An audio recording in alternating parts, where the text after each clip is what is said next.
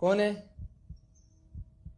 दोस्तों, आप लोग रिस्पॉन्स करो कि आप अपने घर में सो रहे हो, तभी 12-1 बजे रात के करीब आपके छत पर से किसी के चलने की पैरों की आवाज़ आती है या किसी को दौड़ने की आवाज़ आती है। क्या आप लोग छत पे जा करके देखने की गलती करोगे?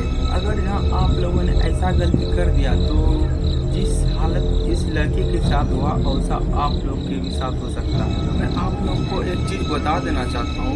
एक लड़का अपने रूम में सो रहा था, तभी उसको अचानक से छत पे पैरों की बुलने की आवाज़ आती है। तो जाके उस लड़के ने एक वीडियो रिकॉर्ड किया अपना छत पर जाके। तो उसने अपना मोबाइल में क्या रिकॉर्ड किया आप लोग इस वीडियो में देख सकते हैं। कौन है? Oh shit यार। Oh shit यार।